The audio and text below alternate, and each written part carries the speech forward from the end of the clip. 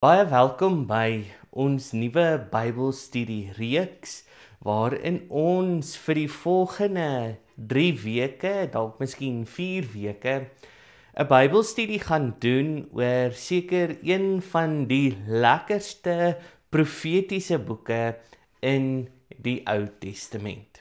Natuurlik praat ons oor die boek Habakuk.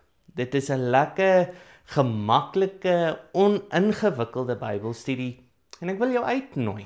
As jy nuuskierig is, as jy wil weet wat die inhoud van die boek is, gaan doen 2 dinge. In die eerste instansie in hierdie oomblik nou, gaan lees die eerste hoofstuk van Habakuk en nommer 2, kom terug na hierdie video toe en kom gesels saam met ons. As jy hou van wat ons sê, gee ons 'n like. As jy wil 'n vraag vra wat jou pla oor dit wat ons gesê het, of as jy wil net deelneem in ons gesprek, gee vir ons 'n komment. Maar seker die belangrikste is as jy van hierdie tipe video's hou, kom subscribe op ons kanaal en wees deel van ons geloofsgemeenskap. As ons gesels oor Habakuk, dan is dit belangrik, soos enige boek in die Bybel wat ons lees, moet ons vir mekaar sê, waar kom die boek vandaan? In watter konteks het hierdie boek ontstaan en vir wie is hierdie boek geskryf? Nou, as ons Habakuk gaan lees, dan kan ons raai en kan ons met redelike groot sekerheid sê dat hy geskryf het tydens die regeertyd van Jojakim, baie in dieselfde tyd as Jeremia en waarmee Jeremia besig was. Nou wat was aan die gang in Jojakim se tyd as koning van Juda? In die eerste instansie moet ons sê, dit is 'n tyd waar die Assiriese ryk, die groot moondheid, die groot mag van die tyd, besig was om te disintegreer en die Babyloniese ryk was besig om sy opkoms te maak. Maar binne in dit ook was daar binne die gemeenskap, binne die regering van Juda 'n morele verval wat besig was om plaas te vind. Ek wil vra, klink dit nie dieselfde soos wat ons dit vandag beleef en ervaar nie? Ons plaas Habakuk so kort na die bekende slag van Karkemis wat in 605 voor Christus plaasgevind het. Wie is die groepering mense wat hierdie boek dan nou vir die eerste keer lees? Hierdie is Judeërs wat onder die swak besluite van hulle leiers gebuk gaan. En dit lei dan nou uiteindelik tot die vernietiging en die slag van Babylon in 586 voor Christus. As ons na die struktuur kyk van Habakuk, is daar ook nie iets ingewikkeld om te sê nie. Daar is 3 hoofstukke en verdeel ons dan nou Habakuk in hierdie 3 hoofstukke. Die eerste hoofstuk is hierdie gesprek, hierdie dialoog wat Habakuk met die Here het, waarin Habakuk 'n klaglied aan die Here gee, 'n klagte, die Here hom antwoord en dan Habakuk 'n tweede klag maak. Maar in hoofstuk 2 kry ons dan nou eers die antwoord wat die Here gee op Habakuk se tweede klag. En dan die derde een is wanneer Habakuk uiteindelik tot in gebed nader. So, hoe lyk hierdie gesprek met die Here? Ek haal aan uit hoofstuk 1 vers 2. Hoe lank nog, Here? Ek roep om hulp, maar U luister nie. Ek roep uit na U geweld, maar U verlos nie. Ons kom agter in sy openingswoorde, in sy gesprek met die Here, is Habakuk ontsteld met God. Hy wonder hoekom daar hierdie onreg, geweld en die feit dat die wet sy krag verloor het, plaasvind. Waar is God? Wanneer gaan God ingryp? Wanneer gaan die Here se geregtigheid uiteindelik plaasvind?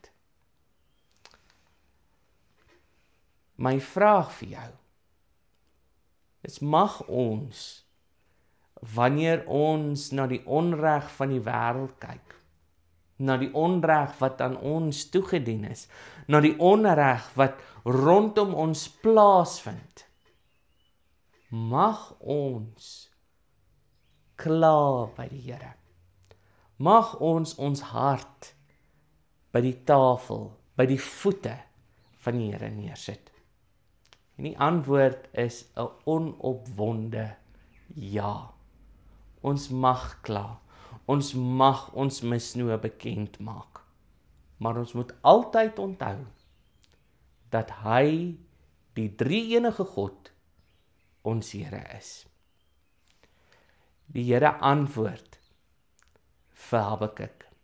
Hy sê vir hom, maar ek het 'n plan. Ek is nie passief nie.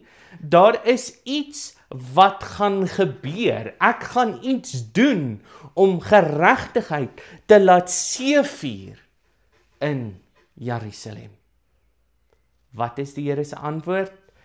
Hy gaan die Galdeërs, hy gaan vir Babylon stuur om die Jode te straf. Wat is die skokkende nuus?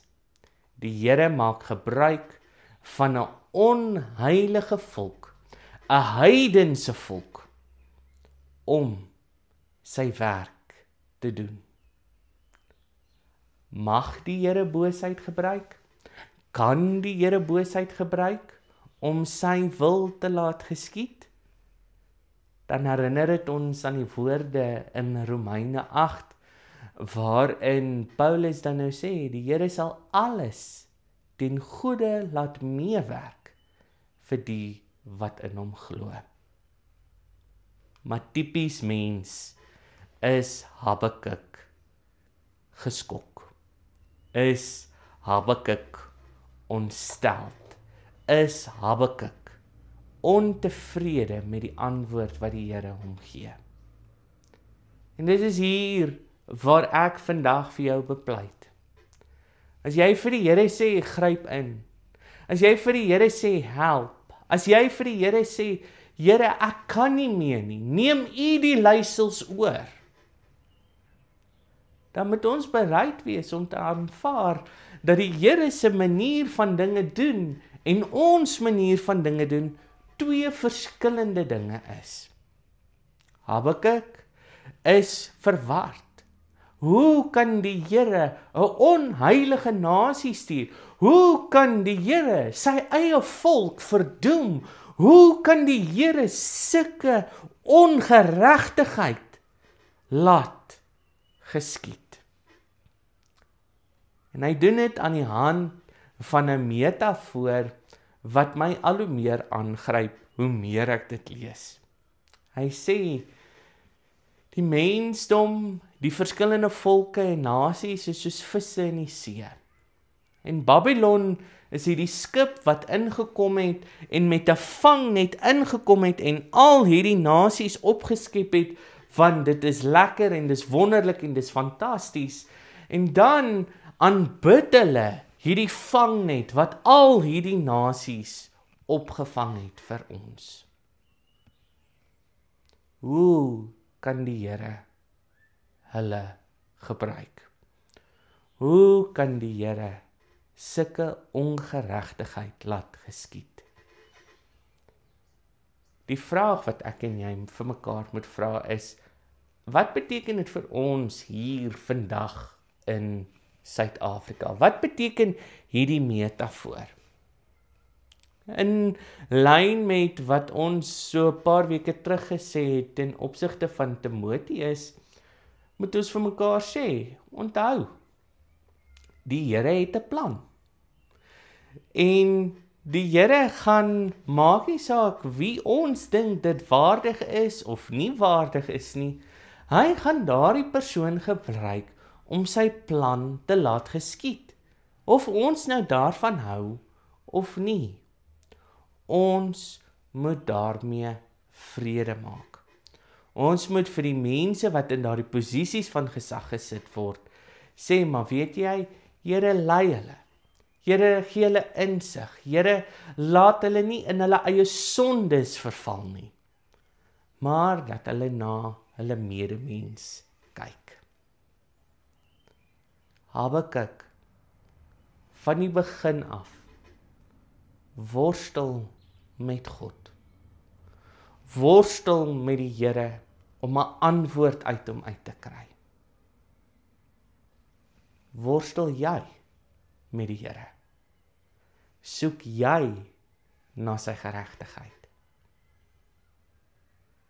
Ek laat daardie vraag in ons midde. Mag jy 'n geseënde week hê. Amen.